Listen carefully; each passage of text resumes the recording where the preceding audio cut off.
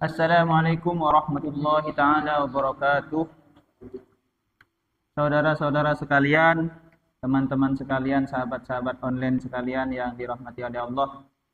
Berjumpa kembali di channel saya, di halaman Facebook saya, dan juga di YouTube saya bagi yang mengikuti melalui YouTube. Seperti biasa, ini adalah rutinan yang insya Allah mudah-mudahan Allah memberikan kita keistiqomahan. Setiap sore menjelang maghrib saya akan berbagi ilmu kepada kalian semua, kepada para pemirsa sekalian, ilmu terkait kaidah atau fikih dasar di dalam Islam. Ya, dengan penyampaian yang seadanya seperti yang teman-teman sekalian lihat. Artinya saya tidak memiliki basic di dalam ceramah ya, dan juga tidak memiliki keahlian di dalam mengolah kata-kata ya, seadanya saja.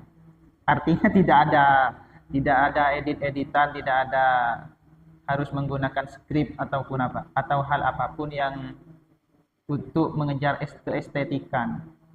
Ini adalah tampil apa adanya, tapi mudah-mudahan walaupun dengan background ya yang seadanya ini dan dengan layout tampilan di layar seadanya, kan tetapi mudah-mudahan kami berharap yang kita lakukan bersama ini menjadi amal ibadah yang akan dicatat dan akan diterima oleh Allah Subhanahu wa taala. Terutama ini adalah momen di bulan Ramadan, bulan yang suci, bulan yang penuh dengan ampunan dan rahmat Allah Subhanahu wa taala. Bismillahirrahmanirrahim. Sebelum kita memulai kegiatan taklim ini, mari kita baca Fatihah terlebih dahulu, bertawassul terlebih dahulu kepada Rasulullah sallallahu alaihi wasallam. Fatihah ila hadratin Nabi Mustafa Muhammadin sallallahu alaihi wasallam wa ala alihi washabihi wa azwajihi wa dzurriyyatihi wa ali baiti wa qaribati tabi'in wa tabi'in wa bi ihsan ila yaumiddin. Summa ila ruhi a'dha'ihi wa ummati wa ikhwanihi min al-anbiya wal mursalin syuhada'i was shalihin wa laimatil mujahidin wa Allah ta'ala alaihim susunul Abi Bakar wa Umar wa Utsman wa Ali wa Talha wa Zubair wa Sa'id. Subhanal fadila jami'i masyayikhina subhanal fadila abaina wa ummahatina wa jadadina wa min ustadina wa ustadina wa masyayikhina khususan jami'i masyayikhina fi mahasi dawiri. Al-Fatihah.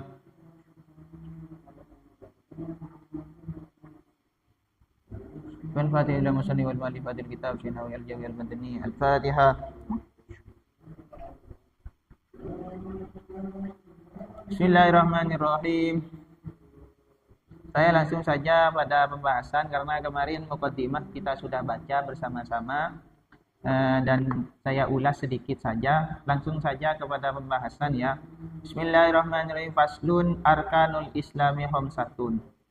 Syahadatu an la ilaha illallah wa anna muhammadar rasulullah wa iqamus sholati wa ita'uz zakati wa shaumu ramadhana wa hajjul baiti man istata'a ilaihi sabila. Pembahasan kita kali ini adalah tentang arkanul Islam, yakni rukun-rukun di dalam agama Islam. Setelah kita ketahui bersama bahwasanya rukun Islam itu ada 5, khamsatun, ada 5. Kalau di fikih dalam ibadah ya itu ada syarat, ada rukun. Nah, di dalam Islam itu ada rukun Islam. Apa rukun itu? Rukun itu adalah hal-hal pokok yang fundamental yang harus dimiliki dan dilakukan oleh orang yang menganut agama Islam.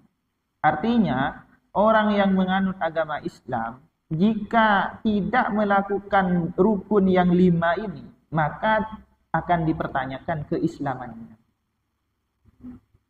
Jika orang mengaku muslim tapi tidak melakukan 5 hal yang menjadi rukun dari agama Islam, maka akan dipertanyakan keislaman.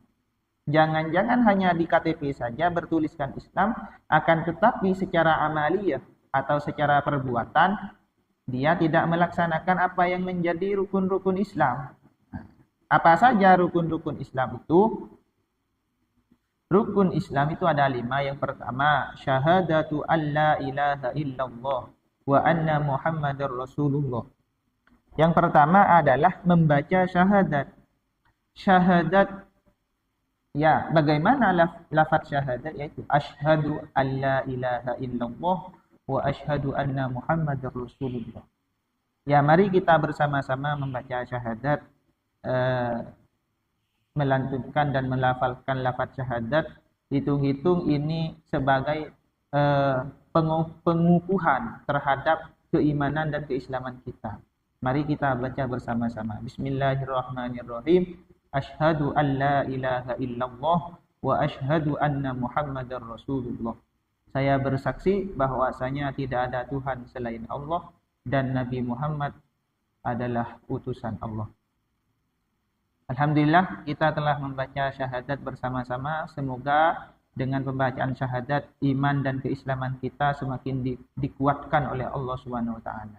Dan kita semua mati dalam keadaan husnul khotimah alias membawa iman dan Islam. Amin.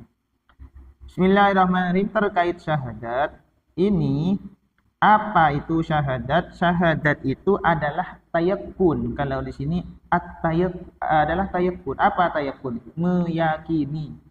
Meyakini bahwasanya tidak ada Tuhan. Aila ma'budah bihaqqin maujudi. Tidak ada yang berhak disembah. Tidak ada yang berhak disembah. Semuanya tidak ada yang berhak disembah. Illallah, kecuali Allah. Kenapa Allah itu hanya satu-satunya zat yang berhak disembah?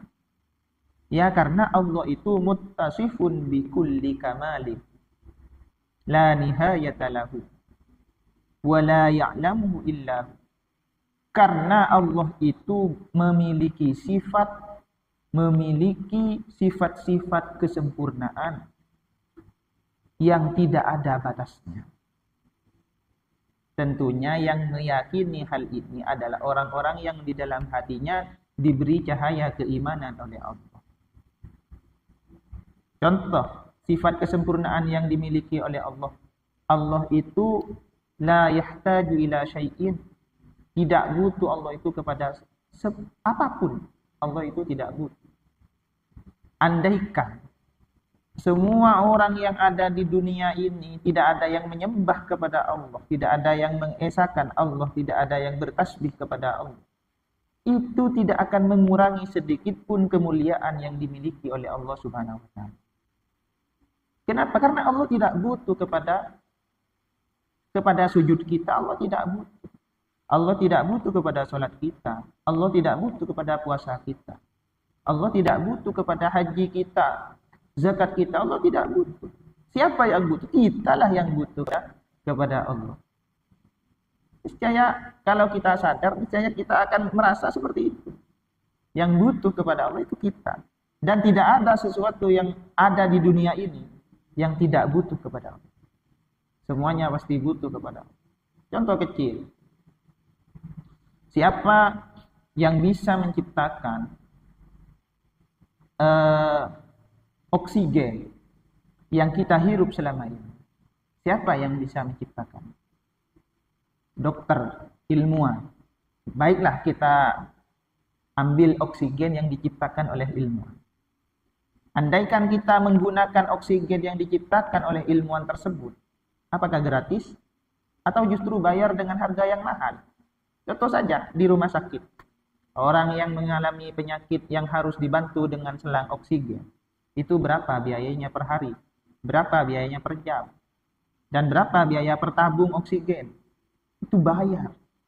Tapi dengan kemuliaan dan dengan kelaumanan sifat Allah, dengan Rahman dan Rahimnya Allah, kita hidup di dunia ini bisa menghirup oksigen dengan gratis.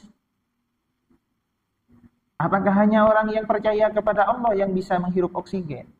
Apakah hanya orang muslim saja yang bisa menghirup oksigen? Tidak. Oksigen oleh Allah diberikan kepada semua, siapa saja, makhluk Allah. Andai kata Allah itu tidak memiliki sifat Rahman dan Rahim, niscaya yang tidak beriman kepada Allah tidak akan Allah beri oksigen. Mereka harus beli kepada rumah sakit oksigennya untuk bisa menyambung hidup dan bisa bertahan hidup. Kan tetapi karena sifat Rahman dan Rahimnya Allah kepada semua makhluk, maka oleh Allah semuanya diberi kesempatan untuk bernafas dan menghirup udara segar. Akan tetapi, apakah semua orang sadar bahwasanya itu adalah nikmat yang diberikan oleh Allah Subhanahu wa taala? Oh, tidak. Ternyata banyak yang belum menyadari bahwasanya nikmat ini yang berupa menghirup udara segar ini merupakan nikmat yang dikaruniakan oleh Allah Subhanahu wa taala. Sehingga mereka banyak yang lalai. Ya, bukan hanya mereka, termasuk diri saya Al-Fakir sendiri ya.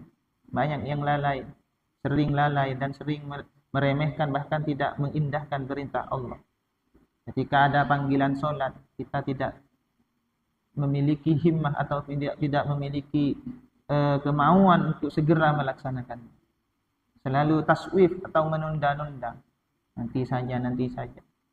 Disuruh berpuasa, kita mencari-cari celah untuk bisa mukil, untuk bisa membatalkan puasa. Bahkan, naudzubillah, ada segelintir atau bahkan banyak orang yang dengan santainya tanpa merasa berdosa sekalipun dia tidak berpuasa di bulan Ramadan. Seakan-akan dunia ini miliknya, seakan-akan dia akan hidup selamanya, seakan-akan tidak ada kehidupan di bawah tanah ini. Seandainya dia sadar bahwasanya ketika dia mati akan ada kehidupan di bawah tanah ini yang namanya alam barzakh, alam kubur. Yang mana alam kubur itu merupakan pintu memasuki ke alam akhirat. Kalau di dalam kubur saja sudah menderita, bagaimana nanti ketika di akhirat? Jadi sahabat-sahabat online sekalian yang dirahmati oleh Allah, momentum di bulan Ramadan ini mari kita gunakan untuk sama-sama meningkatkan ketakwaan kita kepada Allah Subhanahu wa taala dengan berbagai cara yang bisa yang memungkinkan untuk hal tersebut. Kalau kalian senang bersolawat, bersolawatlah dengan banyak. Kalau kalian senang beribadah, solat malam, silahkan perbanyak solat malam di bulan Ramadan.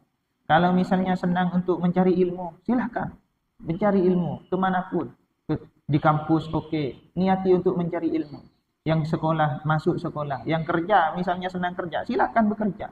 Niati untuk beribadah. Apa kok kerja beribadah? Ibadah kalau kita kerja itu akan bernilai ibadah jika kerja kita itu diniati untuk menghidupi keluarga kita, menafkahi keluarga kita. Itu akan bernilai ibadah.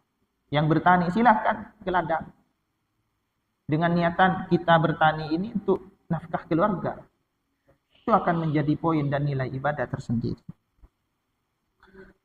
Kembali lagi ke pembahasan bahwasanya syahadat itu adalah meyakini bahwasanya tidak ada Tuhan yang berhak untuk disembah kecuali Allah. Kenapa Allah berhak disembah? Karena Allah itu muttasifun bi kulli kamalin la nihayata lahu. Allah itu bersifatan atau memiliki sifat-sifat kemuliaan yang tidak ada batasnya. Juga wa munazzahun an kulli naqsin. Allah itu tidak ada celahnya, tidak ada cacatnya sedikit pun. Tidak ada kekurangan sedikit pun yang terdapat pada diri Allah Subhanahu wa taala. Apa yang kurang dari Allah Subhanahu wa taala? Apa yang menyebabkan Allah itu memiliki celah? Tidak ada. Semakin kita mencari celahnya Allah, maka kita akan semakin menemukan kesempurnaan. Kita akan ada seorang ilmuwan yang mencari celah dalam Al-Qur'an. Karena Al-Qur'an ini merupakan mukjizat paling agung. Ada seorang ilmuwan yang mau mencari celahnya Al-Qur'an ini. Baik dari segi ma'ani, bayan dan badiknya, baik dari segi balaghahnya, baik dari segi mantiknya, baik dari segi usul fikihnya, baik dari segi teologi cara berfikirnya, baik dari segi astronomisnya, baik dari segi geografisnya. Justru ilmuwan itu semakin terpukau dengan kehebatan Al-Qur'an. Bahkan ada sebuah penelitian, saya pernah menulis hal ini terkait kehidupan yang ada di bawah laut. Di dalam Al-Qur'an itu sudah disinggung bahwasanya di dalam bawah laut itu ada kehidupan. Fi bahril lujji yaushahu maujud. Kalau tidak salah ayatnya seperti itu.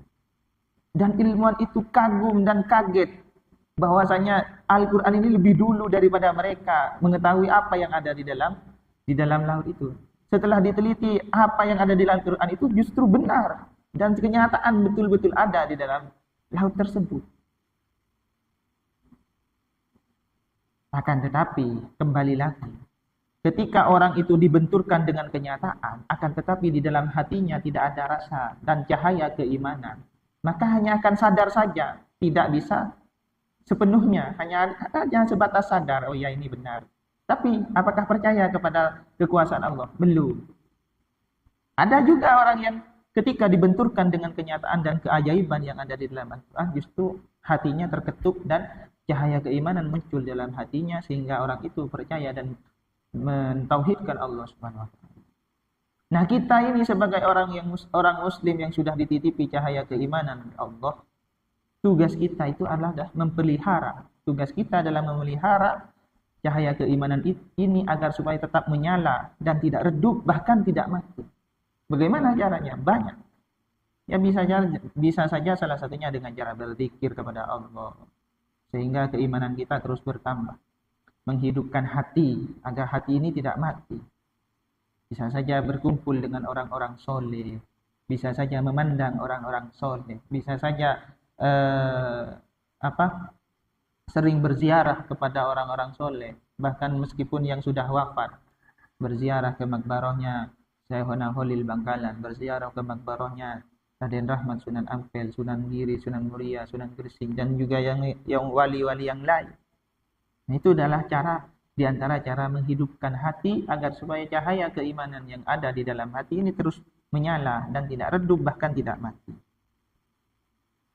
Wa munfaridun bil mulki wat tadbir, wahidun fi dzati wa sifati wa af'ali. Allah itu tidak bisa diintervensi. Beliau itu adalah raja yang mutlak. Raja di atas segala raja. Allah itu adalah zat. Allah itu adalah zat yang mengatur segala yang ada di alam ini. Tidak bisa, tidak ada seorang yang sehebat apapun, sesuperior apapun orang itu tidak bisa mengatur alam ini. Kecuali Allah. Bahkan dulu ada kisah ketika Namrud menantang mengaku sebagai Tuhan. Ditantang oleh Nabi siapa itu? Nabi Musa atau Nabi Isa? Nabi Musa ya. Ditantang oleh Nabi Musa. Saya lupa ini kisahnya. Intinya seorang Nabi Allah. Nabi Isa, Nabi Musa, saya lupa. Fa innallaha ya'ti Allah itu bisa, Tuhan saya itu bisa, katanya Nabi ini, mendatangkan matahari dari arah timur ke arah barat. Kalau memang kamu mengaku Tuhan dan kamu bisa memiliki kekuasaan seperti Tuhan saya, coba datangkan matahari itu sekarang juga dari arah barat ke arah timur. Maka bisa apa dia? Tidak bisa apa-apa. Ya karena memang yang memiliki kekuasaan mutlak di dunia ini, di alam ini hanya Allah. Semua yang mengaku Tuhan itu hanya hanya ilusi saja, hanya mimpi di siang bolong. Ya, saya kembali lagi disclaimer, yang mempercayai hal ini adalah orang yang di dalam hatinya dititipi cahaya keimanan oleh Allah SWT. Mudah-mudahan kita semua oleh Allah, sahabat-sahabat sekalian, diberikan cahaya keimanan oleh Allah, dan cahaya keimanan yang ada di dalam hati kita ini terus dijaga oleh Allah SWT, sehingga kita tetap bisa memelihara keimanan ini hingga kita wafat. Bismillahirrahmanirrahim. Terus rukun Islam yang kedua adalah iqamus shalah, mendirikan sholat. Kalau bicara tentang sholat, ini kental sejarahnya dengan peristiwa Isra wal Mi'raj Rasulullah Shallallahu Alaihi Wasallam. Di sana dijelaskan bahwasanya perintah sholat ini awalnya tidak datang sebanyak 5 waktu, kan tetapi banyak, 50. Namun dengan beberapa fenomena dan beberapa kejadian, pada akhirnya Allah memerintahkan kepada Nabi Muhammad SAW agar mensyariatkan sholat 5 waktu, yaitu zuhur, asar, maghrib, isya, dan subuh. Itu pun, walaupun jumlah sholat itu sudah dikurangi menjadi 5 waktu, itu pun masih banyak yang merasa berat. Wa innaha lakabiratun illa 'alal khashi'in. Tentunya orang yang merasa berat itu adalah orang-orang yang tidak memiliki semangat beribadah. Kalau orang memiliki semangat beribadah, justru mereka menunggu waktu sholat. Bukan ditunggu sholat, tapi menunggu waktu sholat. Sebelum maghrib, dia sudah ada standby di tempat sholatnya. Sebelum isya, dia sudah standby di tempat sholatnya. Menunggu datangnya waktu sholat. Dan ketika sudah masuk waktu sholat, hatinya merasa gembira. Seperti orang yang menunggu kedatangan seseorang yang sangat dicintai dan dirindukan. Ketika orang itu datang, hatinya sangat bergembira. Demikian pula ketika waktu sholat datang bagi orang-orang yang khusyuk ini, dia sangat bergembira dan bersemangat untuk segera melaksanakan sholat. Karena bagi mereka sholat itu bukanlah beban, akan tetapi sholat itu merupakan hiburannya hati. Justru kalau tidak sholat hatinya gundah.